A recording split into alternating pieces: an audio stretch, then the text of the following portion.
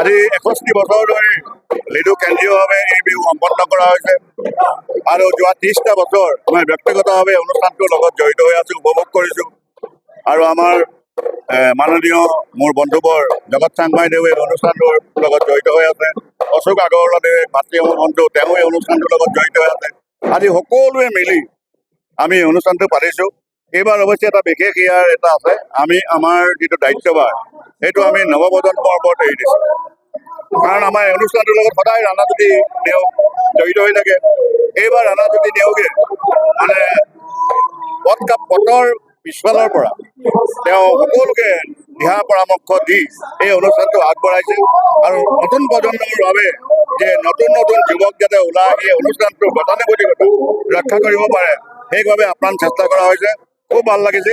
আজি পুৱাতে পতাকা উত্তোলন কৰিলোঁ, ৰাইজৰ উপস্থিতি আপোনাসকলে লক্ষ্য কৰিছে। তাৰ পাছতে আমি বিহু কৰিলোঁ, তাৰ পিছতে আমাৰ বয়োবৃদ্ধসকলক শ্ৰদ্ধাৰ ব্যক্তিসকলক আমি এখন ফুলাম গামোচাৰে তেওঁলোকক সম্বৰ্ধনা জনালোঁ। তাৰপিছত বিভিন্ন ধৰণৰ আমাৰ জলপানেৰে আমি সকলোকে সেৱা শুশ্ৰূষা কৰিলোঁ। গতিকে আজি এতিয়া বিহু হৈ আছে, বিহু হৈ থাকিব। এই অনুষ্ঠানত আপোনালোকৰ যি সহযোগিতা, এই সহযোগিতাই বিহুখনক এক মহিয়ান তুলি কৰিব বুলি মোৰ দৃঢ় বিশ্বাস। আপোনাসকলক ধন্যবাদ জনালোঁ। একদম খুব সুন্দৰ কথা এটা কৈছে, কাৰণ লিডু ভাৰতবৰ্ষৰ এখন ক্ষুদ্ৰ সংস্কৰণ। কয়লা ক্ষেত্ৰৰ কাৰণেই 1820 খ্ৰীষ্টাব্দৰ পিছৰ পৰাই ইয়াত ভাৰতৰ বিভিন্ন প্ৰদেশৰ পৰা বিভিন্ন মানুহ আহি পেলাই ইয়াত একেলগ হৈছে আৰু গঢ়ি তুলিছে এখন বৰ্ণিল সমাজ। আমি আচলতে লিডুক আমি সকলোবিলাককে আমি নামেহে জানো, তেওঁলোকৰ টাইটেলবিলাক আমি নাজানো।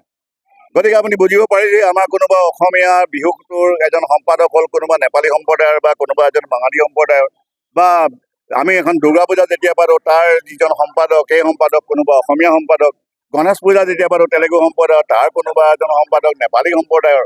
গতিকে ইয়াত আমি আচলতে জাতিৰ কথাটো আমি নাভাবোঁৱেই, কাৰো মনলৈ বোধহয় এই কথাটো অহা নাই। মই ভাৰতবৰ্ষৰ বিভিন্ন ৰাজ্যত মই গৈছোঁ, চাকৰি ক্ষেত্ৰতো 15 বছৰ মই ভাৰতবৰ্ষৰ বিভিন্ন ৰাজ্যত এই অনুষ্ঠানবিলাকৰ লগত জড়িত হৈ আছোঁ, বিভিন্ন অনুষ্ঠানত।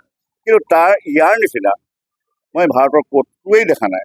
আমি ইয়াত অকল এজন ব্যক্তিক কেৱল নামেৰে চিনি পাওঁ, তেওঁ কি জাতি কিনো কথা আমি নাজানো। আৰু সকলোৱে একেলগে হাঁহে হৃদয়ৰ ভাষাৰে, সকলোৱে একেলগে দুখত দুখী হৈ কান্দে, আৰু সেয়ে বোধহয় লিডুৰ ঐতিহ্য। মিলন তীৰ্থ লিডু, আৰু এই লিডুৰ বাকৰিতে কেন্দ্ৰীয় ৰঙালী বিহু উদযাপন কৰা হৈছে, 61তম কেন্দ্ৰীয় ৰঙালী বিহু। আৰু এই বিহুৰ দুদিনীয়া কাৰ্যসূচী 5 আৰু 6। আৰু এই বিহুত আমাৰ বয়োজ্যেষ্ঠসকলৰ আমি বিশেষকৈ আগভাগ বা সন্মান দিওঁ। এই বিহু অসমৰ এনাজৰীডাল মজবুত কৰাৰ ক্ষেত্ৰত আমি প্ৰয়াস কৰোঁ।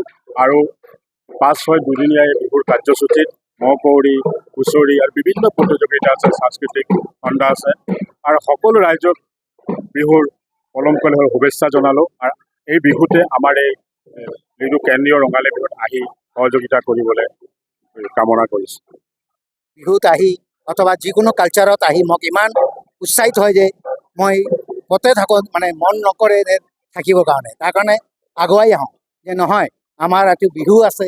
আৰু মই এই অসমত থকাৰ কাৰণে মোৰ এনেকুৱা লাগে যে মই বেলেগত জেগাত নাই, মই জন্ম ঘৰত চব মোৰ ইয়াতে। তাৰ কাৰণে মোৰ মন কৰে যে মই এই বিহুৰ লগত, এই সামগ্ৰীজনৰ লগত এনেকুৱা জড়িত হৈ আছোঁ যে কোনোবা জেগাত থাকিলেও এৰি যাব নোৱাৰোঁ। সেইকাৰণে এইবাৰ যেনেকুৱা বাহিৰত থাকিছিলোঁ তেতিয়াও কালি মন গ'ল যে নহয় আজি আহিবই লাগিব। সেইবোৰ টাইমত দেৰি হ'ল, তেনেহ'লে ৰঞ্জিত দত্ত ছাৰে মোক ফোন কৰি ক'লে যে তুমি এতিয়ালৈকে আহি পোৱা নাই। তেনেহ'লে ছাৰ মই যিমান সোনকালে পাৰিম আহি উপস্থিত হ'ম আৰু সকলো বস্তুত সহযোগ কৰিম। আৰু এনেকুৱা 61তম লিডু ৰংগমঞ্চত মোক আহি এনেকুৱা লাগে যে মই এটা নিজৰ ঘৰত আহি পাইছোঁ। আৰু এই বিহুত আহি নিজকে বহুত গৰ্বিত বোধ কৰোঁ। যেনেকুৱা সকলোৱে বেলেগ জেগাতো যাওঁ এনেকুৱা উৎসাহ নাপাওঁ, কিন্তু ইয়াত আহিলে এটা নিজত্ব ভাৱ আহি যায়। এই বুলি মই